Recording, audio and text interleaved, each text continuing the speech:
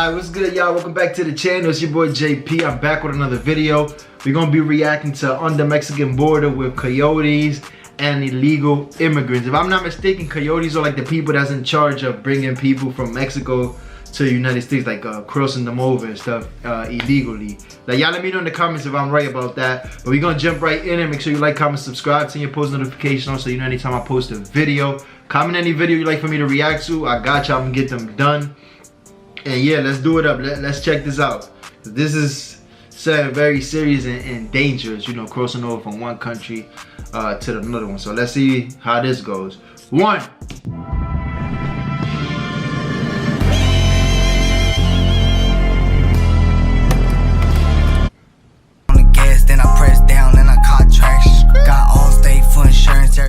Every day, people risk their lives to make it to the U.S., sustained by the hope of the American dream. In 2014, the United States declared a border crisis, and it's since become a central political theme, with figures like Donald Trump using the border as a primary focus of his 2016 campaign. In the last year, we had a record-setting 1.5 million people attempt to cross the border. That record was nearly doubled, with 2.7 million people attempting to cross over. As a journalist, I needed to make a stop at the border town of Eagle Pass, Texas, to get a boots-on-the-ground look. Here we go.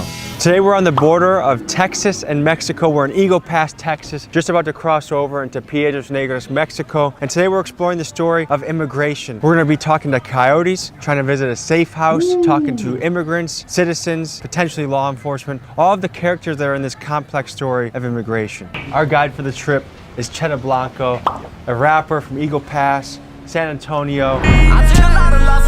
But I got up and made it all over again. He's making moves and he's also helping us around on some of these treacherous waters that we're navigating. So we're crossing to Piedras Negras. What can you tell us about this city? I would say Piedras Negras has a lot of poverty. People call this baby Mexico, like an Eagle Pass, but really it's like a whole different world over here. Well, it's just harder over here. It's just harder for people out here. Y'all are gonna see it firsthand. As soon as we cross, it's a whole nother world, bro. Like, there's a lot of violence and stuff, cartels, and you know, even like government themselves. There's a lot of. Yeah, I'm pretty sure anything close to like wherever they have like the borders station, I'm pretty sure like it's big on cartel over there, because that's, you know, they basically right across the street. So I know like California, no, I think it's in San Diego where like the border is like you know, from Mexico to California that you could cross. But anything around that, I'm pretty sure like cartel is big on cartel. Over here, just driving around with guns. It looks like a war zone out here, basically. How do you think these people feel about America? Do you think is America a place they want to be? Yeah, for sure. They'd love to move out here, bro. If someone can live in Piedras Negras, come over here and do a fast food job and go back at night, is that going to change their family's life? Or is that really going to help them? Hell yeah. That's going to change their family's life. So if you look at what people have to cross to get here, there's barbed wire in the weeds right there. People drown in the Rio Grande, right? For some reason, it's kind of a treacherous river. Oh, this river goes on forever. There's spots where it's more shallow. There's spots where like it's easier for them, but it's still hard, bro. It's just crazy to me to think that a couple hundred feet can be the difference between poverty and a life that's a little bit better. That's the crazy part about it. It's like it's two different worlds. Can you call him back up? ¿Tiene que checar algo? Sí, la cámara. No sé si tengan que pagar impuestos. El usa en la cama también. We thought we were getting hustled, and then we made a sex joke and we were good. So humor crosses all borders, folks. They're straight trying to hustle us, bro. You think that's what it was? He was like, oh, pues, a ver si son unos impuestos para cruzarlas. Like, yeah, bullshit. Like, he's trying to tax us. I know what impuestos are. I don't like them here. I don't like them in the United States either. And that's just because their salary's so low, just to bolster what they do. Bro, exactly. I wanted to know how Mexican locals felt about America. Is it still viewed as the land of opportunity? Did they believe in the hope of the American dream? So I went to a town just over the border to talk to some locals. Hola, me llamo Tomás y estoy aquí con Rolando, mucho gusto. Fernando. Carlos, con mucho gusto. ¿Cómo es vida en Piedras Negras? Pues la vida aquí en Piedras Negras, joven, pues primeramente, antes que todo, pues la seguridad es muy tranquila, aquí tiene muy buena seguridad. Pues muy bien, gracias a Dios. Es muy bonita y bien tranquilo. ¿Qué piensas sobre América? ¿Es un lugar que quieres vivir? ¿Oh, sí? ¿Sí? No. ¿No quieres? No. ¿Piensas que hay más oportunidades ahí que aquí? ¿Por qué? Es mejor pagado allá. Allá hay más oportunidades que aquí. Por el rent aquí, ¿cuánto cuesta por mes? 2,000, 3,000 pesos. Bueno, yo ahí donde estoy ahorita es aquí en un hotel. Me cobran 500 pesos diarios. Inmigración ilegal es un viaje muy peligroso, ¿sí? ¿Conoces gente que hacen el viaje? Sí, tengo amigos ahorita que están en San Antonio. Yo, and that's not only like with Mexico. Like anybody that lives in another country, like let's say like a poor country. So it's like I come from the Dominican Republic. Everybody's dream over there is to come over here to the States, you know, and you know, because the way it's kind of painted, like yeah, you struggle here, but you know, the struggle here is a lot different than over there. Like the struggle here is still better than certain countries where you know where people really come from. So that's not only like in Mexico that they want to, this is like the American dream. Like there's a lot of people in certain, and you know, in a lot of countries that they wish they was here. Wisconsin.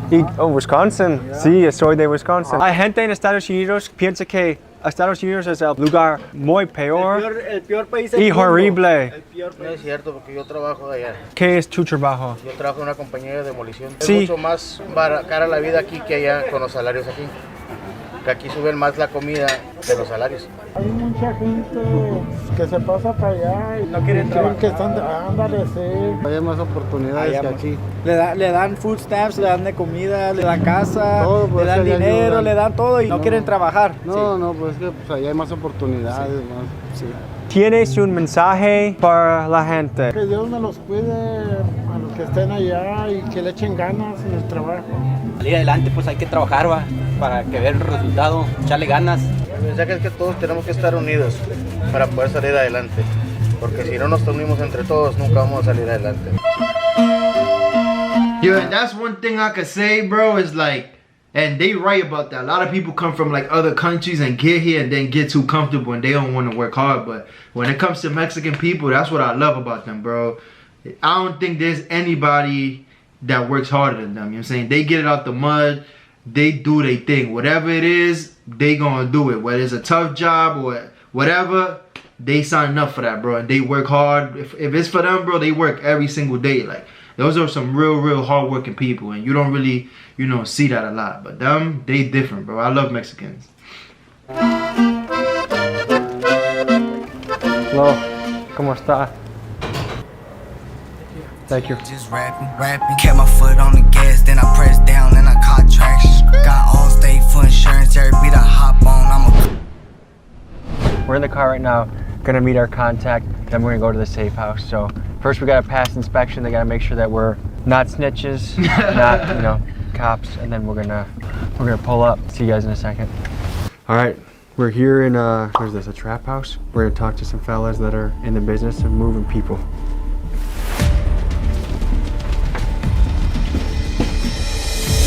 What's going on, big dog? Pero if only this fucking table was higher red.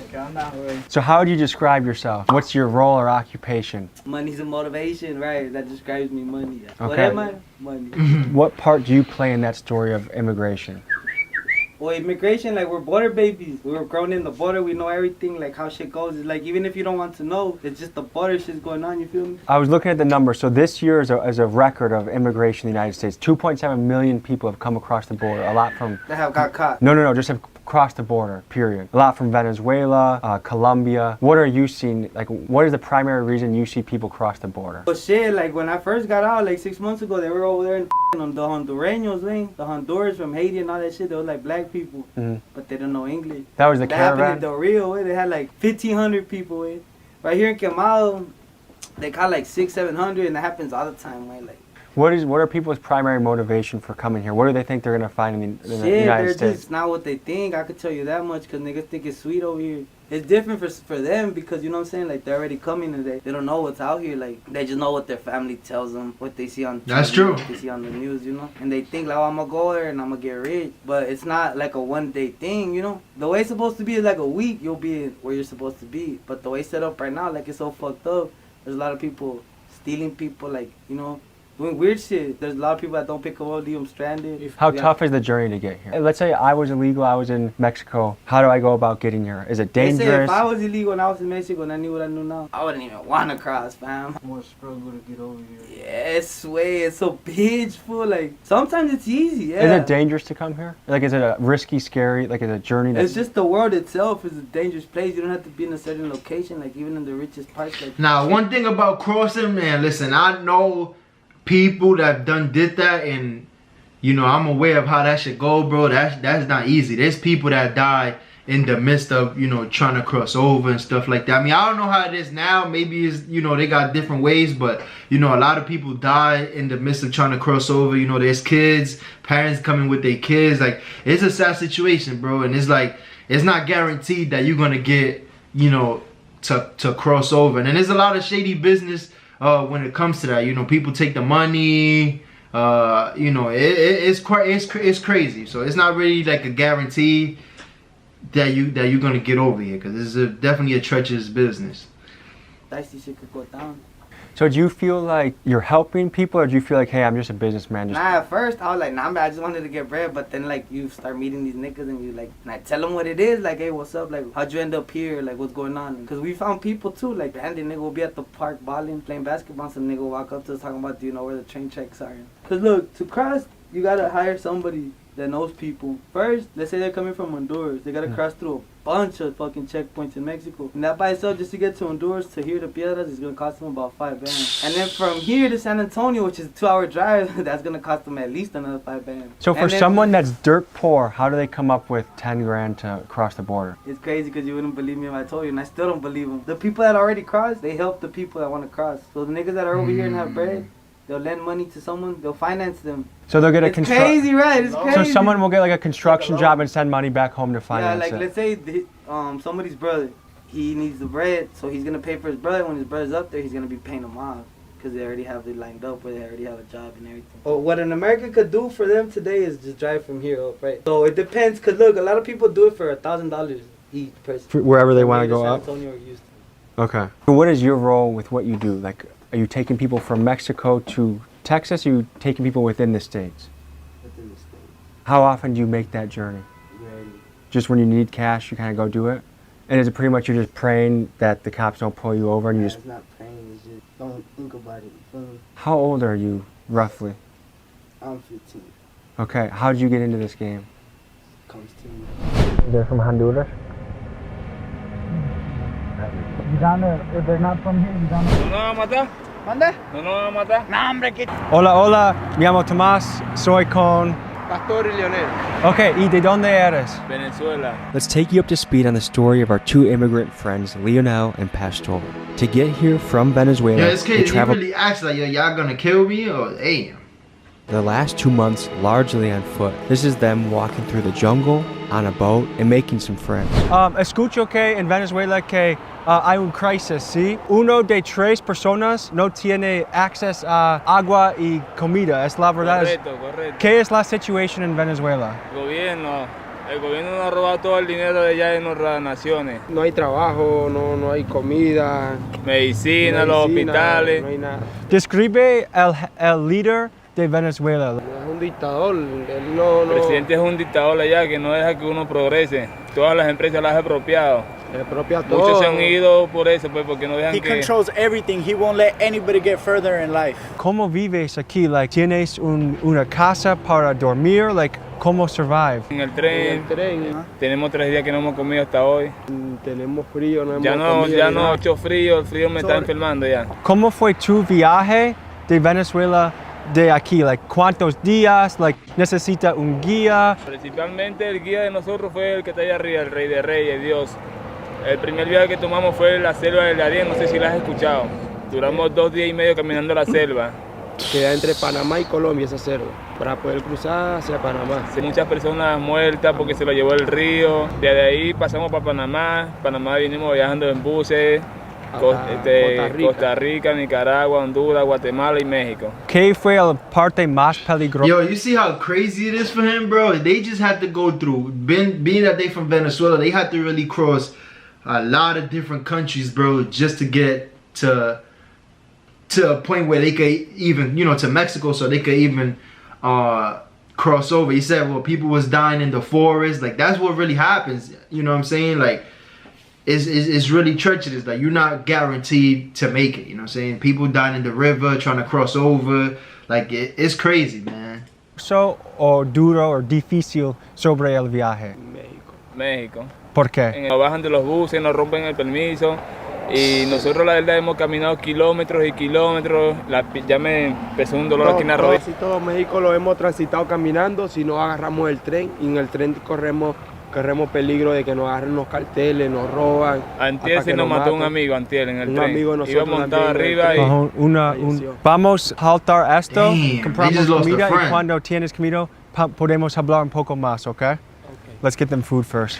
Puede pedir, pero cada tú quieres en el menu. So we're going back to meet the two Venezuelan boys, and initially our plan was to bring them back to the Airbnb and let them sleep there. But after talking to a couple locals here, they were like, hell no. Some of them said this is a 5 to 10 year potential sentence if we do that. To me, it is so crazy to think that giving someone somewhere, a place that is warm to sleep for one night to give them a little bit of relief from this 2-month journey that they've experienced. Like, they've experienced hell in these last 2 months. They hadn't eaten in 3 days. They were wandering around hungry and cold and tired. And all of us were on board. Let's bring them back to the place to let them sleep. Let's give them a bed. Let's give them showers. Fear is kind of winning out on this one. Although it'd be a great gift to give them, is not worth 5 to 10 years. You could get put in a cage for doing what you think is totally the right thing. Helping two people. Like, imagine if you were lost, you were in some foreign, unknown place, hungry and cold. It was illegal to help you. Like, you would just hope that someone would help you. So we're gonna get them some supplies that at the very least they stay warm another night. Keegan, any thoughts? Kind of with you on that. It's just, you know, you can't do the right thing because it would put us away and, you know, kind of compromise our position. Miguel. I was on board with it, but Miguel was gung ho, dude. Yeah, He ripped his jacket off. I'm rooting for them, but I mean, we can't to a full extent, you know. Miguel's parents are from Mexico. What would your parents say if we got caught doing this? I feel like my dad would be like, "Hey, let's go!" Like cheering for you. Yeah, he's like, "Hey, like I with that," but you know, he'd still be like, "You're done," you know. We're gonna go get supplies for these guys. We're gonna go try and find them. So these guys are trying to get to Chicago, so they are going to be hurting if they don't have some warmth. So yeah, let's get them some food, let's get them some layers.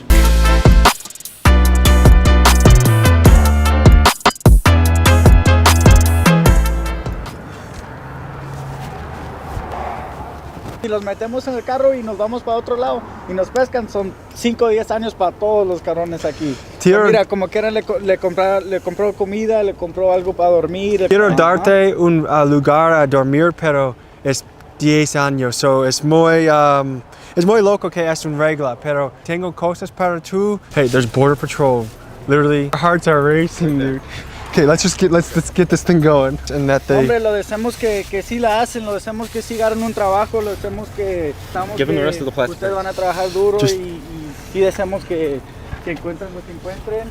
Y además, mantener en contacto por tu teléfono, sí. Okay? Quiero escuchar sobre tu historia. What the f***, dude? When that border patrol passed, I was like... But dude, he said He said they don't come over here. They're probably like used to them passing. And earlier they said, bro, there's so many of them around here. Border patrol pass, and they already know they're illegal, but they kind of just ignore them. Like there's just so many of them out here. Bro. That's crazy. I don't know if it's because I'm cold or nervous, but I have the shakes. You got them top and bottom thermal. Yeah.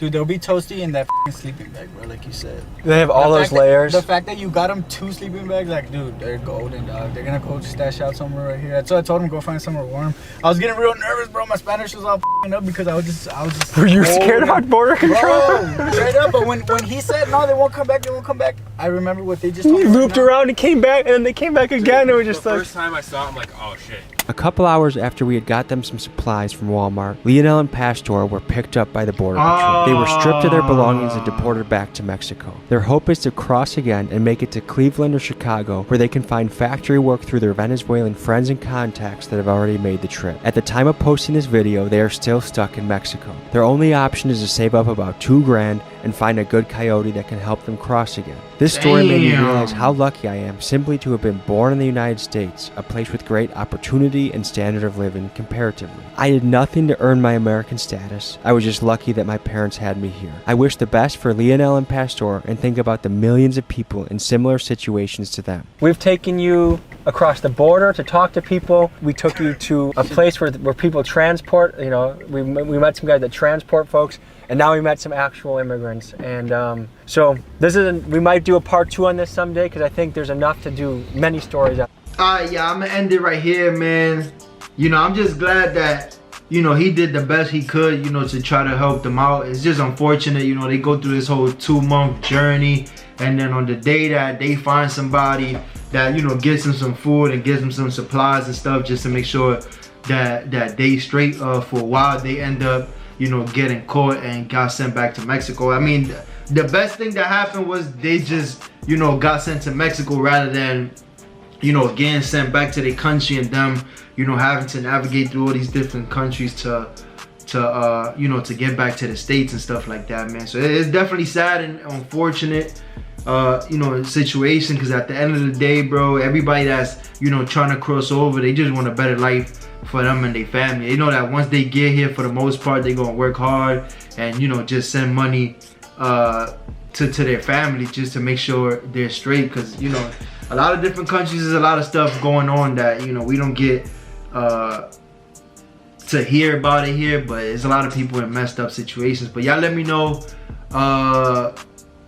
y'all thoughts in the comments. Do y'all know any stories, or y'all know anybody that has crossed over and had like a wild experience? Y'all let me know in the comments. I definitely would like to hear about it. But yeah, that's the end of the video. Y'all make sure you like, comment, subscribe, turn your post notifications so you know anytime I post a video. Comment any video you like for me to react to, and I got you. I'm gonna get them done. But to the next one, I'm off this. Oh!